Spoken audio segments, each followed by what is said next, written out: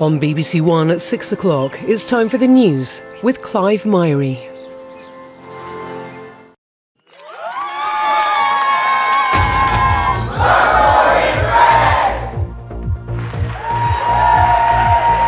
It's a good night for Labour in the local elections and mayoral races, while the Conservatives suffer one of their worst results in decades. The country wants change. This is a very clear divide now. We've had 14 years of failure and decline. We've just got chaos and division from the Tories. Obviously, it's disappointing to lose good, hard-working Conservative councillors, and I'm grateful to them for all their service in local government. But some cheer for the Conservatives as Ben Houchin hangs on in the Mayor's office in Tees Valley. Dire election results are becoming a dangerous habit for the Conservatives, but tonight there is no sign it's prompting more Tory MPs to want to get rid of Rishi Sunak. And what could the results mean for a general election? Also on the programme. After the killing of the teenager Myrie Roynan in Somerset last year, 3 other teenagers are sentenced. The excited young Ipswich Town fans hoping for promotion tomorrow to the Premier League. Will you marry me? And will he or won't he? The last ever episode of Gavin and Stacey is coming this Christmas. On BBC London, we'll have the latest on the local election results. Plus, a man badly injured in the Hainault sword attack thanks the NHS for saving his life.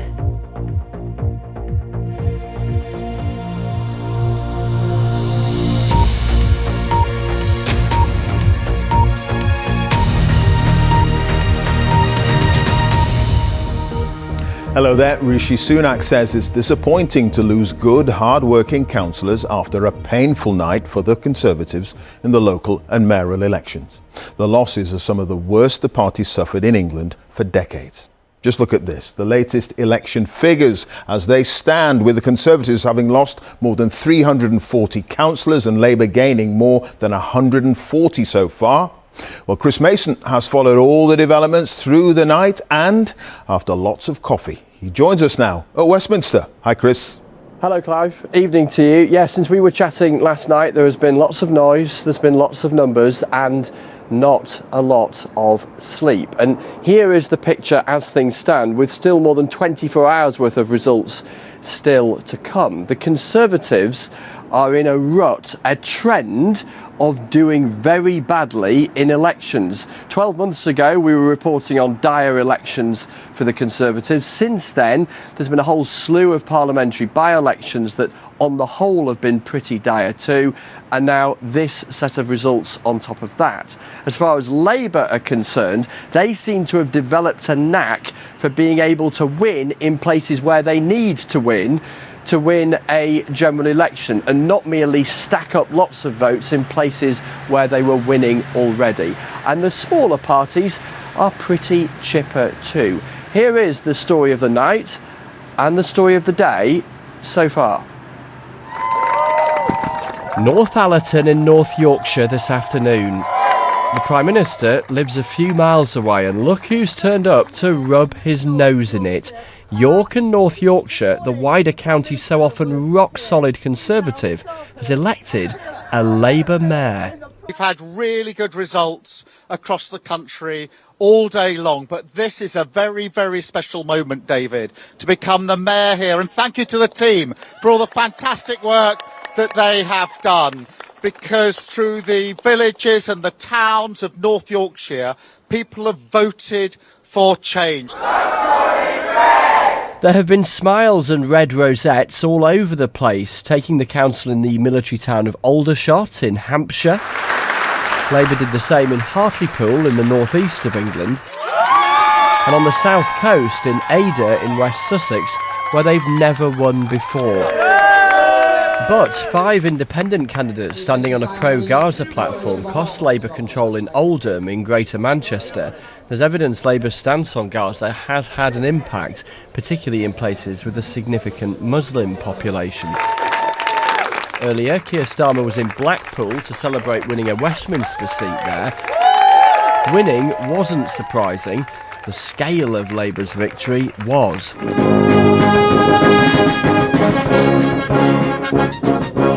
The mood music for the Prime Minister, pretty dire then. Rishi Sunak was in Catterick Garrison in North Yorkshire. Obviously, it's disappointing to lose good, hard-working Conservative councillors, and I'm grateful to them for all their service in local government, keeping council tax low and delivering services for local people. But we've still got lots of results to come. One of their few islands of optimism in a sea of gloom, the Tees Valley. The Conservative Ben Houchen wearing victory but not a Tory rosette. He won by 1,000,000 miles last time. It was much closer this time. And he had this message for the Prime Minister. The people that I'm hearing that may not be thinking about voting Conservative or are currently thinking whether they want to vote Conservative at the next general election, they want more progress. We need to give them the excuse to vote for us, and we haven't quite given them that excuse yet. And in classic marginal Harlow in Essex, the Conservatives managed to cling on. Just. The Liberal Democrats delight in the less than subtle photo opportunity. Here they are in Winchester in Hampshire. Let's make this Conservative government history! They're suggesting here the Conservatives are soon to be as dead as, yes, the dinosaurs, and point to gains they're making at the Tories' expense. In so many parts of the country, it'll be Conservative MPs worried about Liberal Democrats. Across the southeast, the Blue Wall, the southwest, in many other parts of the country where we are the challengers of the Conservatives, people know that if they want to get rid of this awful Conservative government and make them history, they should vote Liberal Democrat. Reform UK, the successor to the Brexit Party, gives some Conservatives the collywobbles. They came within a whisker of beating the Tories in the Blackpool by-election. What's rapidly becoming clear is basically, as more people hear us about reform, we're becoming the real opposition to the Labour Party in the North, in the Midlands, in Wales. We're on the way up, and it's quite clear that the Tories are on the way down. And the Green Party is volunteering a bow. This is Hastings in East Sussex. The trend of the Greens' steady rise in local politics continues.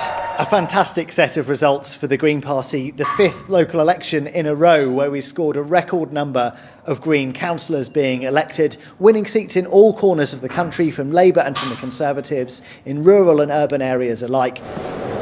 The democratic process comes with certain rituals: colour, stamina and sleep deprivation, and winners clutching babies. There are yet more results to come tomorrow. Chris Mason, BBC News.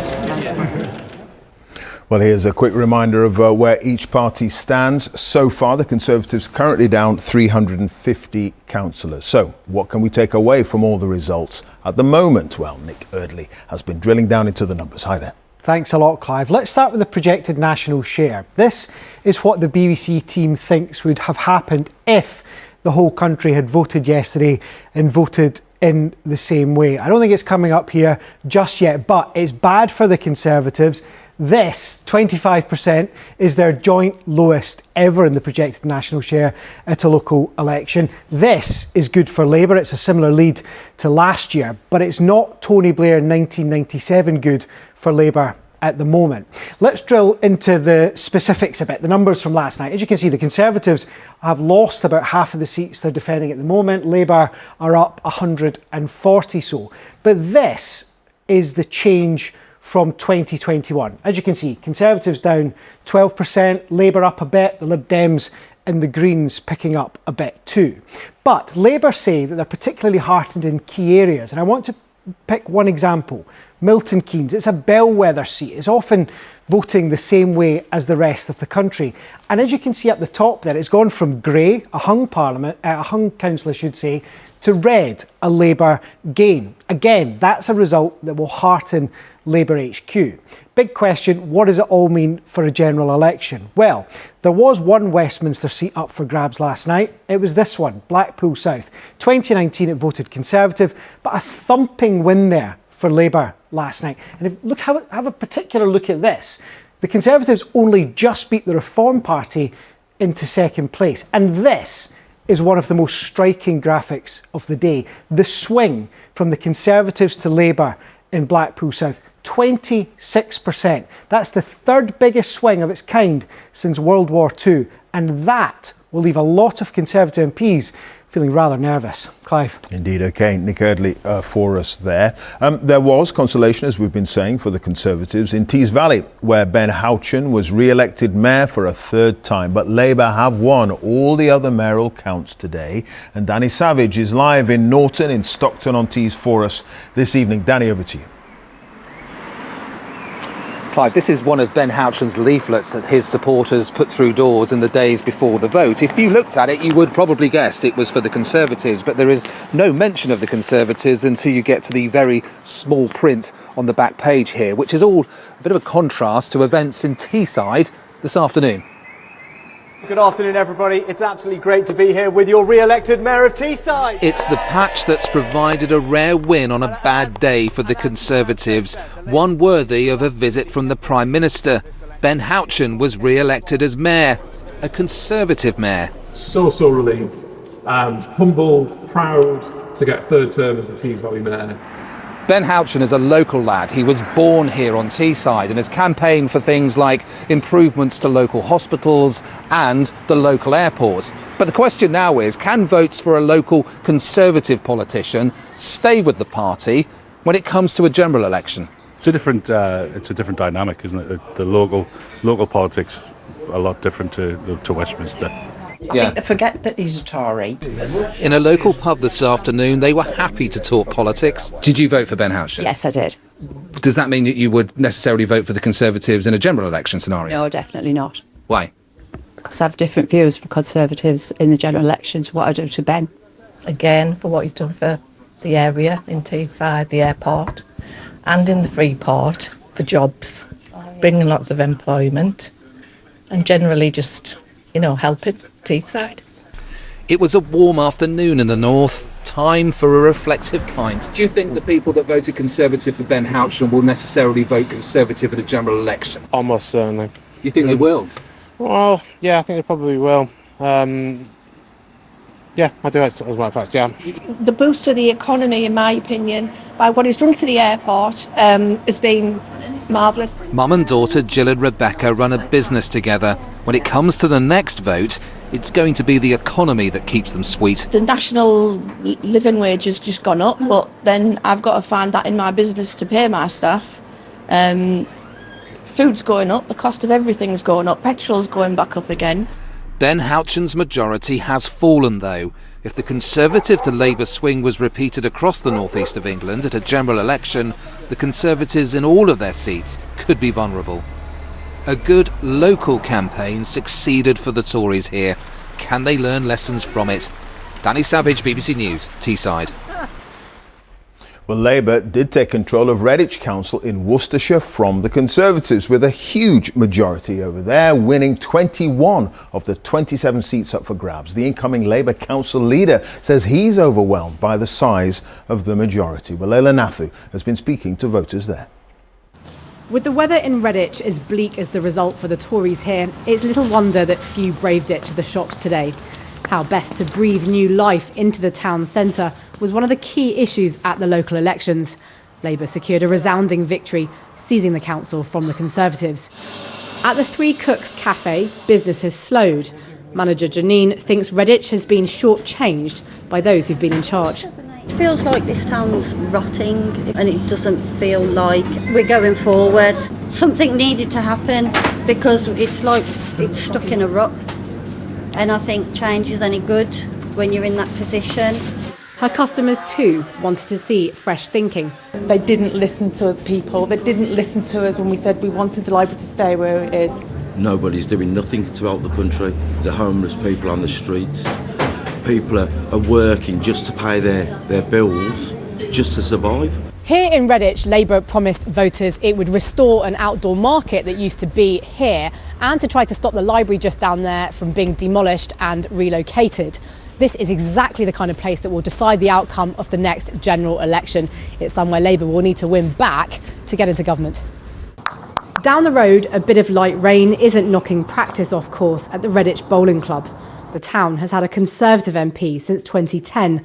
Labour now has its eye on that prize. Redditch used to be Labour many years ago, so I think that swing back is how people in this country are feeling. And I think the challenge is the issues that we've got in Redditch mirror what's going on in the rest of the country. I think you've had 14 years of the Conservatives. They've tried austerity. They've sort of almost imposed Brexit. They sort of partied through COVID, and I think people are just about fed up with it now, really. I will vote for who's going to put this country into the strongest position it can be. So there's still time for parties to make their case to you? Yeah, I think parties have still got time. I definitely think they've still got time. The Conservatives insist it's all still to play for, but as today's results show, it's proving hard to persuade voters to choose them. Leila Nathu, BBC News in Redditch.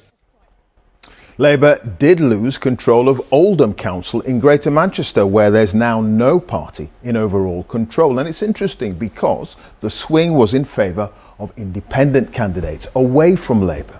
Now, the change is blamed in part on Sir Keir Starmer's stance on the war in Gaza, a factor in areas like Oldham which have large Muslim populations. Well, Kevin Fitzpatrick is there live for us now. Is that what did it, Kevin? Events thousands of miles away affecting goings on in Oldham? Well, it certainly contributed. This is a borough where Labour has been struggling politically over a number of years, losing council seats and even leaders. But it does appear that anger over the conflict in Gaza and Labour's initial reluctance to call for a ceasefire has done real damage and cost it control of this council. It's also had an impact elsewhere in Labour strongholds across Greater Manchester, places like Tameside and Bolton, Rochdale, even in the city centre. 1 or 2 council seats have gone to independents or parties standing on a pro-Gaza platform. And over in Lancashire, in Blackburn with Darwen, 8 council seats have been taken today by independents standing in support of Gaza. But there, 4 have been lost by Labour and 4 have been lost by the Conservatives. There's just a scattering of seats being affected in this way at the moment, but it does appear clear now that the main parties can be affected by their response over the ongoing conflict at the ballot box locally.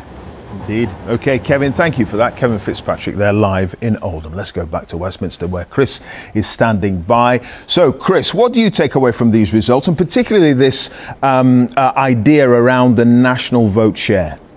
Yeah, let's try and unpick things. So when Rishi Sunak became Prime Minister, he inherited a mess. The first aim was to stabilise things, and you could argue that he was successful in that. The second was to try and revitalise Conservative fortunes, and frankly, he has not managed to do that. He has pulled all sorts of policy levers of which he is proud, and yet his electoral record last year, throughout the last 12 months and today, is pretty grim. Now, the mood within his party, though, is perhaps not as bleak as you might imagine. Speaking to senior folk, they acknowledge that it is bleak, but perhaps no more bleak than they were anticipating, maybe even a smidgen better than they had feared, whilst many of them acknowledging that it does point, they fear, towards the prospect of general election defeat. When you speak to the Labour Party, they think that these results do point to them to being able to be confident that they can win a majority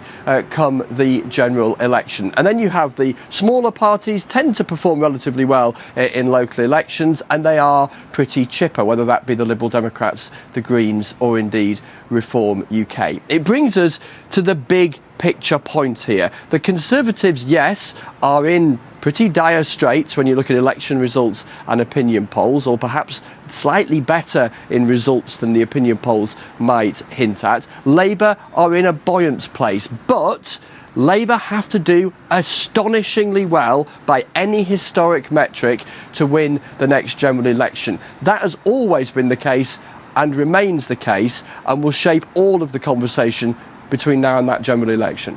All right, Chris Mason at Westminster. Thanks, Chris.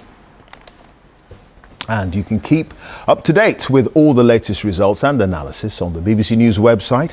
That's at bbc.co.uk/news, or you can visit via the BBC News app. Now the time is 19 minutes past 6, our top story this evening. And it's been a good night for Labour in the local elections and mayoral races. The Conservatives suffered one of their worst results in decades.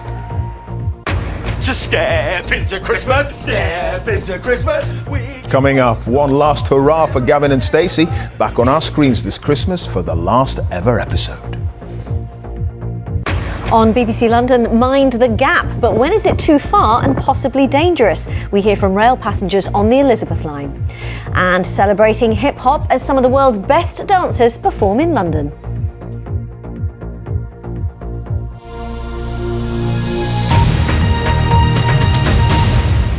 Now, a former lawyer for the Post Office has been accused at the inquiry into the Horizon IT scandal of telling a big fat lie about not knowing that there was a bug in the software. Jarnail Singh was directly involved in prosecuting a pregnant sub-post mistress back in 2010.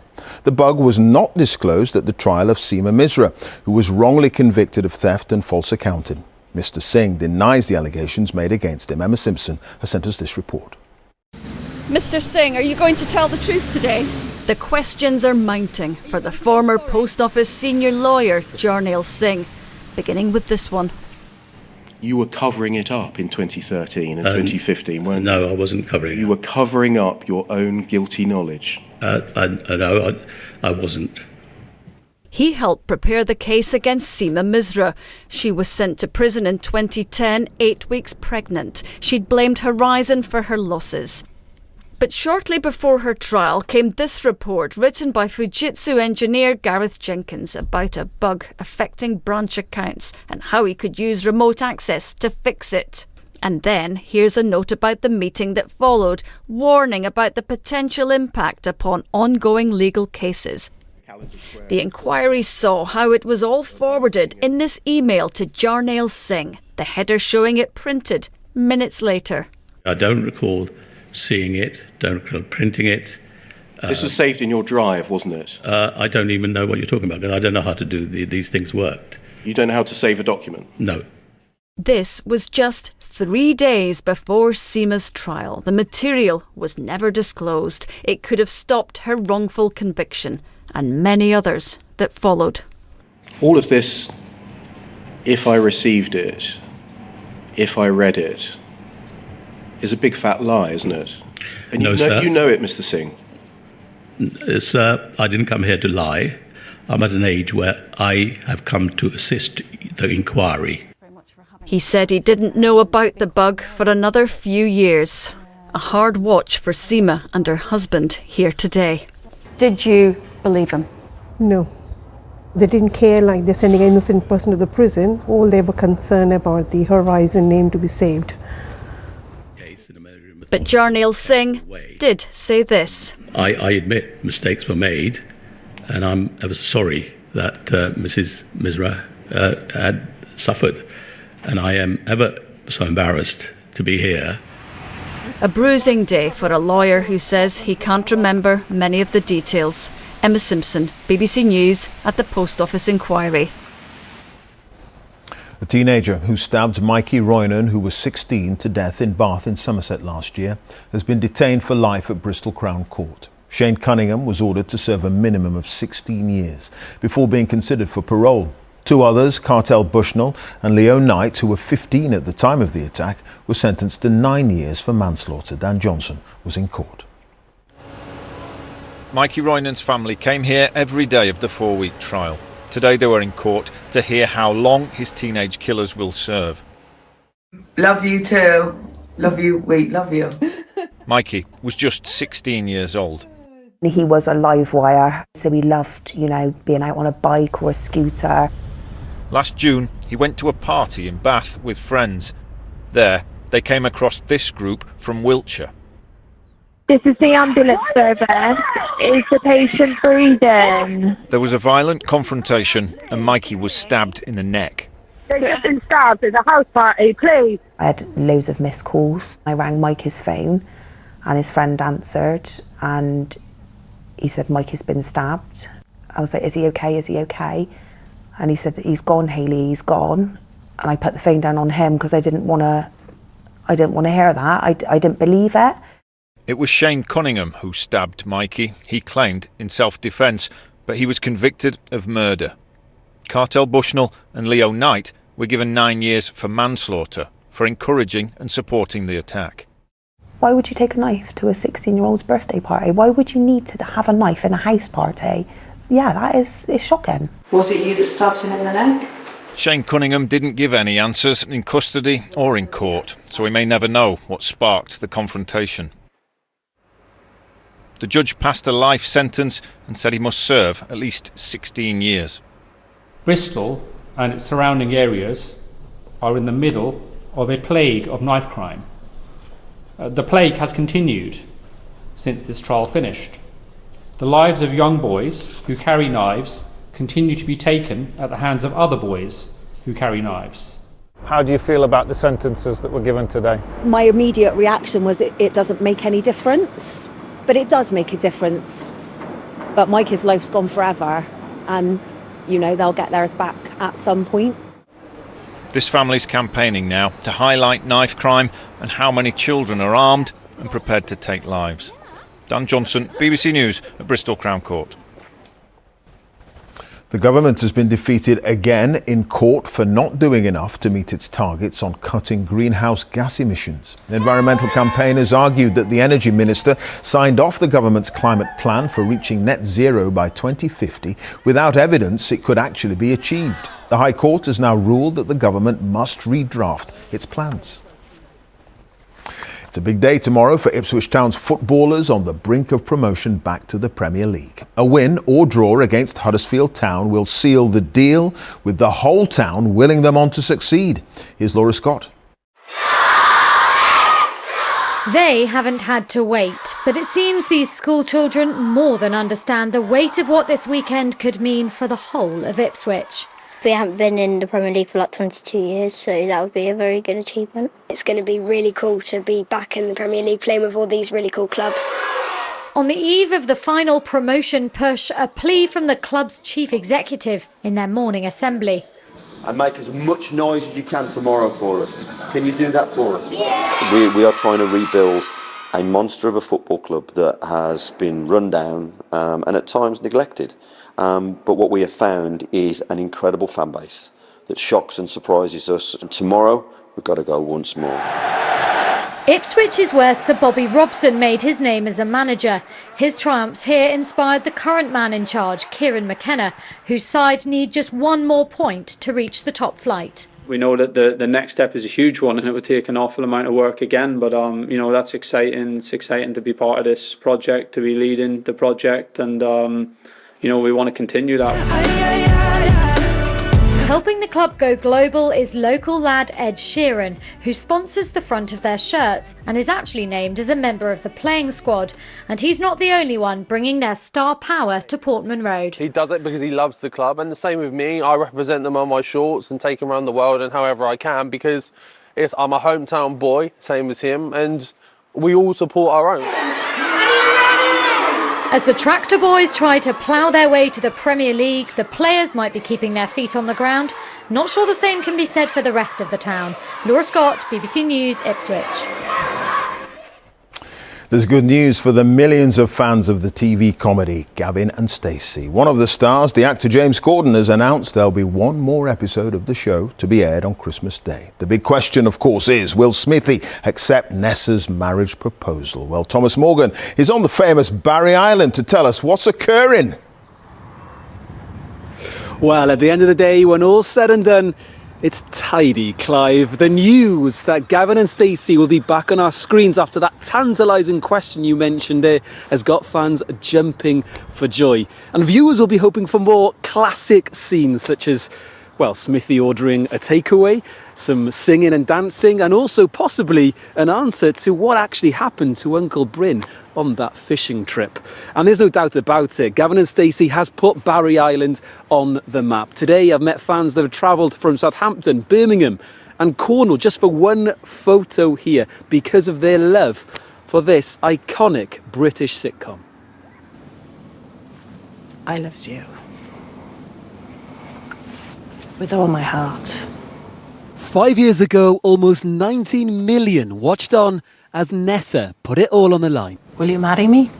A finale's been rumoured for some time. In February, though, the show's writer and cast member Ruth Jones brushed it off. Today, however, in a social media post alongside fellow star James Corden, they confirmed that cliffhanger would be resolved. A cult favourite, it's brought viewers to this Welsh seaside town. I'm so excited! I'm just excited to find out what's occurring. Do you think it's a yes? I hope so.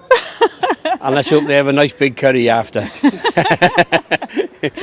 The success of the show has been based on not only the main characters, Gavin and Stacey, but the role of the supporting cast, the likes of Nessa, Smithy and Uncle Bryn. I wake up in the morning and think, lush, I'm in Barry. And not going to lie, it has been lush for Barry. The slot machines, ice cream parlours and the beaches have become stars in their own right. Over the years, the programme's won multiple awards, with that historic proposal scene winning a BAFTA voted for by the public in 2020. Gaveler and Day-Day! So those catchphrases... Oh, what's occurring? And that cast will grace our screens once more for one final time. I won't lie, you're not everyone's cup of tea, but at the end of the day, when all's said and done, you're tidy. Thomas Morgan, BBC News, Barry Island. And I know it's been common. Well, frankly, the weather is not lush or tidy. It's a big fat mess, Darren. Bet. All right, calm down, calm down. I'm going to take you back actually to yesterday when all four home nations had their warmest day of the year, Clive. And today in Western Scotland and Northern Ireland, temperatures were much the same. But in Suffolk and North Wales, temperatures were an awful lot lower today. And that's because it's been raining. We've had a lot of low cloud. It's quite misty and murky. That's the radar over the past few hours. Been a few thunderstorms actually pushing across southern Scotland. Those seems to have faded away. And the rain, if anything, is just going to drift its way a bit further north overnight. Some clearer skies coming into the south. A few mist and fog patches. And it's here we're going to have the lowest temperatures. Could get as low as 2 or 3 degrees perhaps in the West Country. But tomorrow, North Wales, Northern England, Northern Ireland and much of Scotland's going to have a cloudy day, misty, murky over the hills, bit of rain left over, most of it for Northern Ireland. Sunshine to the south, that could give us a few showers into the southeast, and we may get a few thunderstorms in the northwest of Scotland with a bit of sunshine helping to trigger those. 19 degrees in the Highlands, but a warmer day than today across southern parts of England and South Wales and the Midlands. 16 or 17 degrees. Bit more sunshine on the way on Sunday. It should brighten up a bit across northern parts of the UK, but again, that could trigger a few showers, a few thunderstorms in eastern Scotland, a bit of cloud and rain coming into the southwest of England. That'll peg back the temperatures here.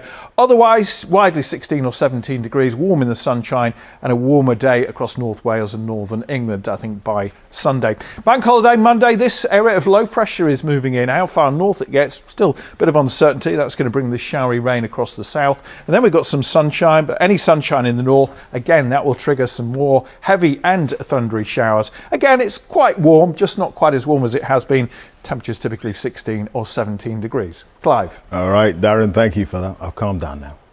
That's it. I'll be back at 10, but you can keep up with all the latest developments on the BBC website. Now, let's join our colleagues for all the news where you are. Bye for now. Thanks, Clive. Good evening to you. Coming up on tonight's programme. Gains for Labour and the Lib Dems as the Conservatives suffer losses. We'll have the latest results from the local elections as they continue to come in. Thurrock and Harlow were Labour's real targets in Essex in these local elections. They won Thurrock by a landslide, but here in Harlow they lost out by just 55 votes. And the Conservatives, against the national polls, have managed to keep control of Harlow Council. I'm at the count in Wokingham, where the Liberal Democrats need 28 seats to get a majority. But at the moment, things are on a knife edge.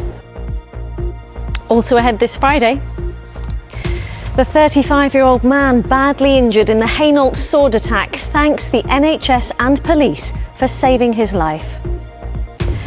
Plus, mind the gap, but when is too far and possibly dangerous? We hear from rail passengers on the Elizabeth line and I think things like this, especially when it's tangible, it's just, what it does for the spirit and the soul is just, you can't even describe it. Bigging up the community, we chat to Stormzy about his latest project to provide opportunities for young people in Croydon.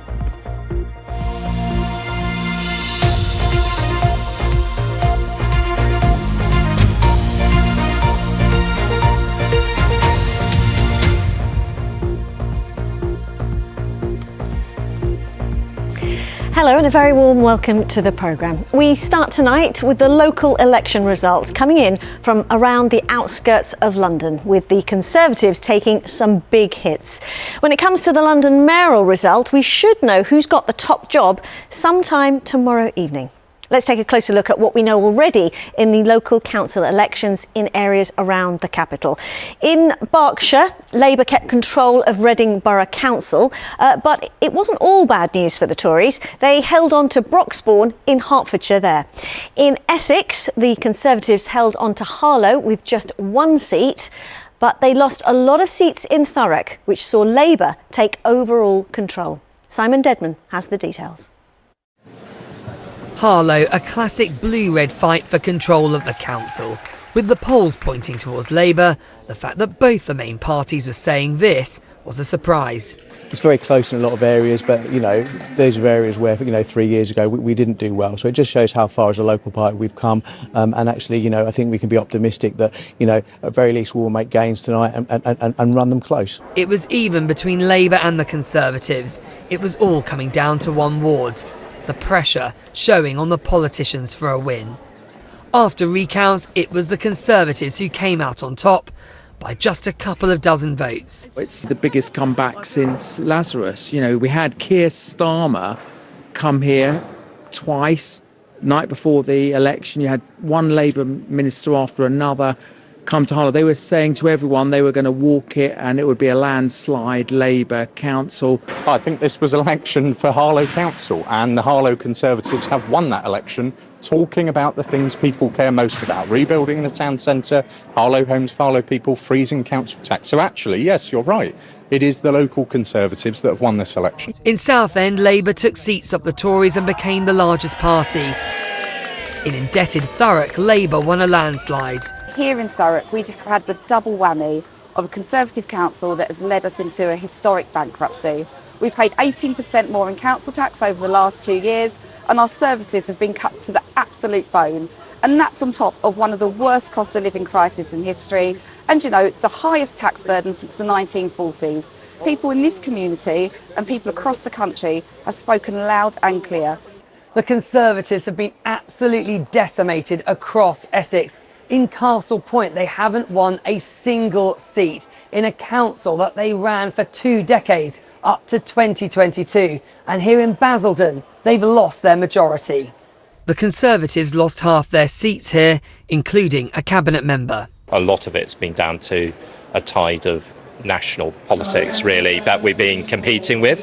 Local politics and national politics seem to get conflated when people vote these days, unfortunately. Although some are voting on local issues, a lot of the time it's now more like an opinion poll on the government. Labour are now the largest party. I'm not going to pretend that the Conservative Party went into this election really popular, right? They didn't do that. But equally, there isn't a groundswell of support for the Labour Party. We knew that as well going into the election. So that's why we focused really, really heavily on the local issue around the waste service, and it's paid dividends tonight with 18 councillors elected for the Labour Party. The Conservative leader of Basildon has his bags packed and is on his way out of office. Simon Dedman, BBC London, Essex. Well, as I mentioned, lots of results are still coming in. Let's get the latest from Surrey. Nikki Ford is in Wokingham. Hi, Nikki. Hi, Riz. Yeah, that's right. Well, they've been counting here since 9 o'clock this morning, and there is a lot to count because all 54 seats are out for election, and that's the largest election they've had here in 20 years. Now, it has been billed as a Liberal Democrat versus Conservative fight. The Liberal Democrats currently have 26 seats, making them the largest party on the council, but they don't have the overall majority. To get that, they need 2 more, and they thought that it would be the Conservatives perhaps that might deny them that, but there's been a bit of a shock upset for them in the fact that Labour have taken more seats than perhaps they were anticipating. So Labour previously held 5 seats on the council. They've now got 8, and as you say, results are still coming in here, so it's too early to get the overall picture, but it could be that the biggest upset to the Liberal Democrats are Labour and not the Conservatives. OK, Nikki, many thanks for that. Nikki Ford in Wokingham. Well, as you can see, our political correspondent Carl Mercer is with me. Hi there, Carl. So what do you make of these results outside London? Yeah, watching and listening all day, actually. We're all getting a bit weary, aren't we? And all the big parties will be doing that as well. And I think all the number crunchers, particularly for the Conservatives, will be looking at these figures, particularly around the home counties, with some level of concern.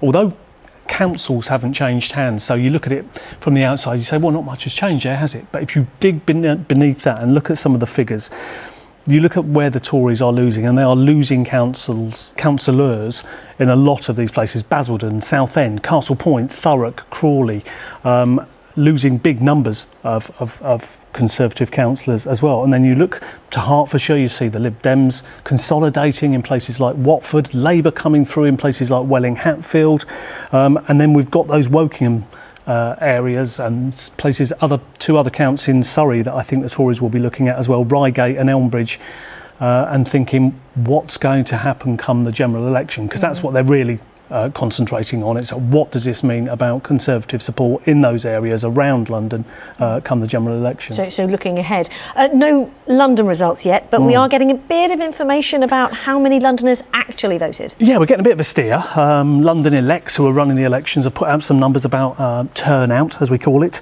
and there is an interesting thing going on here that we've noticed. Outer London boroughs, the turnout seems to be a lot higher. So Bexley and Bromley, for example, 48%, Merton and Wandsworth, 46%. But then you look at the inner London boroughs, places like Tower Hamlets and Newham, just 31%. So is that the ULEZ factor playing, the outer London, where the Conservative candidate Susan Hall has based most of her campaign? And what could that mean for the mayoral result? Will it be a lot closer than the 22% that some polls were predicting? I think it most certainly will. Well, on that note, the big question, when will we know the London mayoral result? Yeah, they start counting at 9 o'clock tomorrow morning, and let's hope they are rested overnight and they can count quickly so we don't have to be up too late tomorrow night. Hopefully the result something around this sort of time tomorrow. OK, and then you can get to bed early. Carl, thanks very much. Well, plenty more on the election on the BBC News website, of course. You can find out the results where you live just by putting your postcode into the web page that you can see on your screen there. Worth also saying, on BBC Radio London, we've a mayoral election results special from 6 p.m. tomorrow. You're watching BBC London this Friday evening. Still to come tonight. We chat to Londoner and music star Stormzy about his latest project with community at the heart of it in his hometown of Croydon.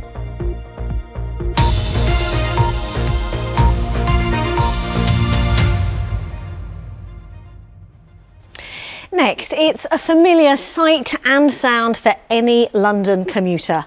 Mind the gap. But when is that gap too big and possibly dangerous? That's the question some rail passengers on the Elizabeth line in West London are asking. It comes after one man broke his foot getting off a train at Ealing Broadway. TfL says the platform meets safety standards.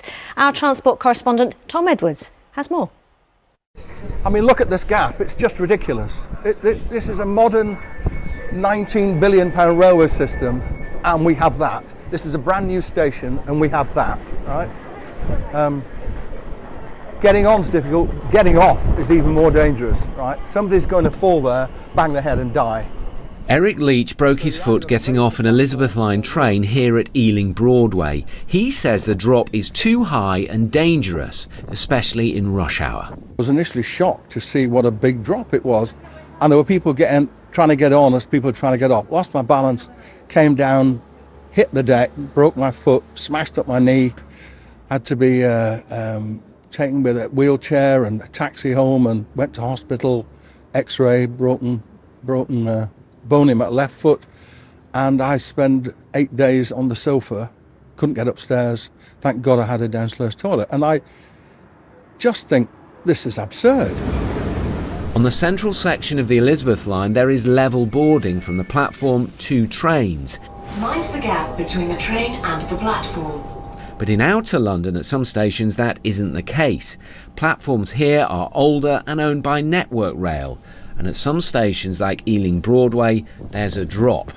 Transport for London says 3 accidents involving gaps have been reported to them since the Elizabeth line opened. My concern is that had I hit my head, I could have killed myself, right? But mums with buggies, people with heavy luggage, disabled people, it doesn't work. It just doesn't work. And as I said, 19 billion's worth of bespoke train and a brand new station. Gaps on new platforms should meet certain safety standards. The height from the platform to the train shouldn't be more than 23 centimetres and the horizontal gap shouldn't exceed 27. And while this vertical gap seems larger, the regulator says with old platforms, the costs of reducing the gap should be balanced with the risk. They either got to raise the platform or lower the track. Transport for London says it's sorry about this incident and says the gap does comply with safety standards, although it recognises older stations can have a larger gap. It says it's working to ensure all of its stations are accessible. Until something changes though, Eric won't be using the Elizabeth line. Tom Edwards, BBC London. A man who was badly injured in the sword attack in Hainault on Tuesday has today thanked NHS staff and police for saving his life in a social media post from his hospital bed. Meanwhile, tributes continue to be paid to 14-year-old Daniel Angerin, who was killed on his way to school that very morning. We can join my colleague Alice Bandukravi in Hainault for us this evening. Alice. That's right. Henry de los Rios is the 35-year-old engineer who was injured when the assailant broke into his house and attacked him. Mr. de los Rios' sister explained that he'd been asleep next to his wife and child when he'd woken up to find a man with a sword. And as you say, posting on social media, he said he's grateful to the police and all those who made sure that he didn't bleed out. He has a serious hand injury and is being treated at the Royal Free Hospital in Hampstead. And Alice, we can see behind you, the tributes continuing to come in. That's right. People have been stopping here, laying flowers, leaving tributes for Daniel Angerin. We understand that the community is organising a candlelit vigil here on Sunday morning, and that Arsenal football team, Daniel's football team, are going to be paying tribute to him ahead of their match tomorrow against Bournemouth. Also a fundraiser that was set up in Daniel Angerin's name to help Daniel's family has, as of this evening, raised more than £100,000 with well-wishers making donations and leaving tributes for a life cut so tragically short. Absolutely. Alice, many thanks for that update from Hainault. Alice Bandukravi. Let's turn now to a brief look at some of the day's other news stories. A woman is in a life-threatening condition after she was hit by a double-decker bus outside Victoria Station this morning. The female pedestrian was treated at the scene before being taken to a major trauma centre. It's the third recent serious crash involving a bus and pedestrian outside the station. 2 police firearms officers have been cleared of gross misconduct at a disciplinary hearing after a suspect was shot in the back as he ran away during an incident in Wimbledon in 2018. The Metropolitan Commissioner, Sir Mark Rowley, criticised how long it took for the men to be cleared. And strike action by engineers who work on the Croydon tram is due to start on Sunday in a dispute over pay. The Unite Union says about 60 engineers will take part in the walkout from 8 p.m. on Sunday to 6 a.m. on Thursday. Transport for London says it remains committed to continued dialogue. OK, to this man now, a towering figure in the music industry with 3 Brit Awards under his belt. But he's also a proud Londoner who's championed providing opportunities for young people. And his latest project in Croydon, just minutes from where he grew up, has community at the heart of it, as he showed our sports reporter, Nesta McGregor. I was a goalie and everyone laughs when I say that. Listen, everyone laughs, bro. Play is who we put in goal. Nah, well, to be fair, I don't, but maybe that's my truth. There it is, man. This is you. This is Stormzy. This is it. Sport has always been close to the rapper's heart, and so too the memories of growing up in South London. Both played a vital role in this, his latest project. Make a football pitch for the youths, can we build something for the youths? And we ended up making this incredible, which I still can't even believe. All right, here we go. Let's see. I want to see a good matchup. A state-of-the-art facility with football pitches, a recording studio, and a gaming centre. I can't lie, when I walked in here the first time, I was like, nah, this is sick. Located in Croydon, his hometown, the 30-year-old describes this as his way of giving back. I'm buzzing, it's very good. I'm so excited to be here. GCSE's coming up, so it's just like a good space to like clear the mind. It's great because not many people put time into the youth, and for Stormzy to create a facility where we can just come, if we don't want to be on the streets, we could come here, play PS4, play football. It's just great. For Stormzy, if kids have access to facilities like this, it means they can develop skills to use for a lifetime. Also, if they're here, they're not elsewhere, taking part in perhaps negative activity. Youth violence, namely knife crime, is an issue facing cities across the UK. In London alone last year, 18 teenagers were fatally stabbed. Stormzy says everyone has a part to play in tackling the problem, including him. You grew up not far from here. Yeah. The fact that you've now left this for the community, how does that rank amongst like some of your accolades? It's up there. I don't say it just to say it. I say it in like the most genuine way, because I think things like this, especially when it's tangible, it's just what it does for the spirit and the soul is just you can't even describe it. Stormzy talking to Nesta McGregor. A huge boost for Croydon there, and it's a huge weekend at Wembley for one of our local football clubs, because a win for Bromley will see them into the Football League next season for the first time in 132 years. So let's join Matt Graveling at the club in South East London now. A lot at stake, Matt. Well, yes, Riz, welcome to Hayes Lane. As you say, this club founded in 1892, so they've had a long time to plan this particular promotion party. But let's not get ahead of ourselves, because there's a small matter of a game on Sunday. But the Ravens can go in quietly confident. They were at Wembley just a couple of years ago. They've been doing very, very well in the league. And the last time they went to Wembley, they took home some silverware. History can be made in a moment. It's Corey Whiteley, it's Jake, it's 1-0.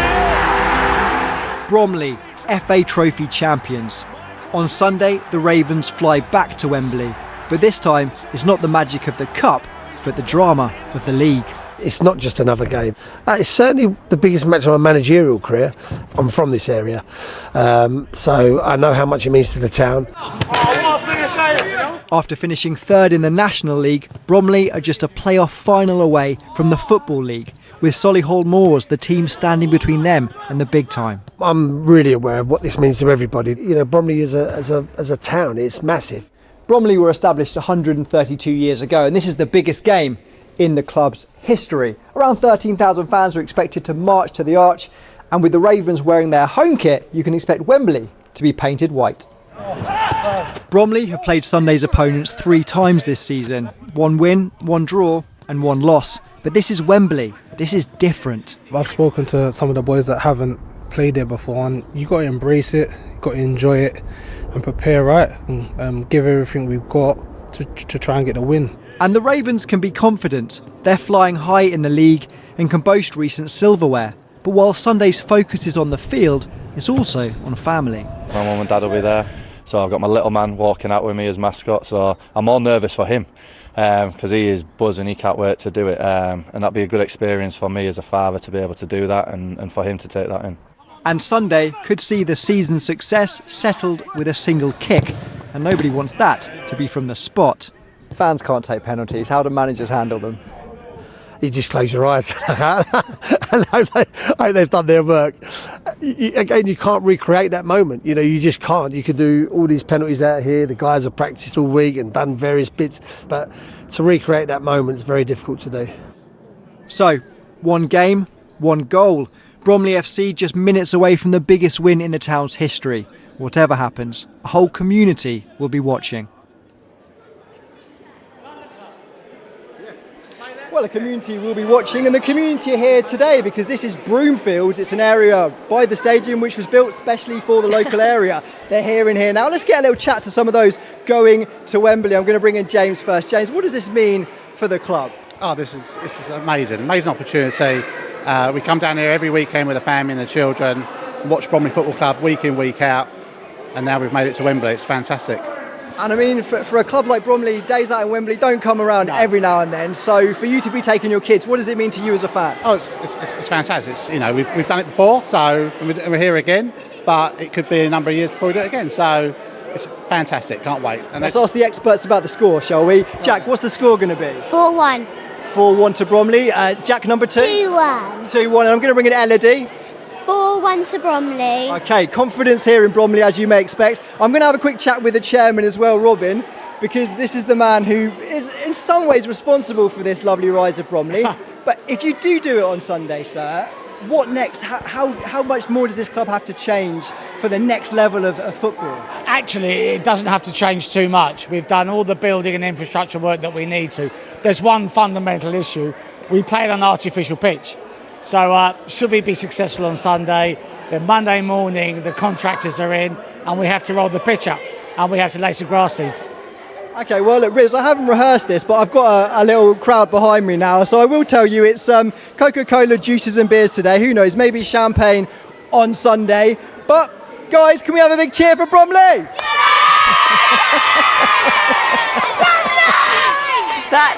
That's one heck of a cheer. Thank you, Matt. Look at those faces. As you say, one game, one goal. Thank you.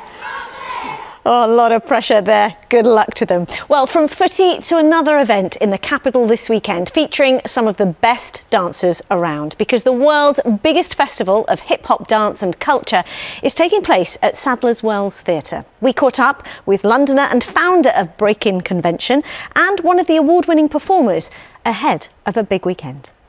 I demand loud noise from the audience.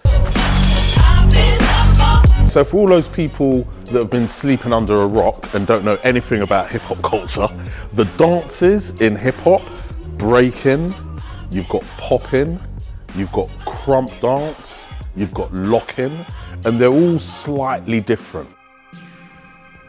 So my name is Ivan Michael Blackstock.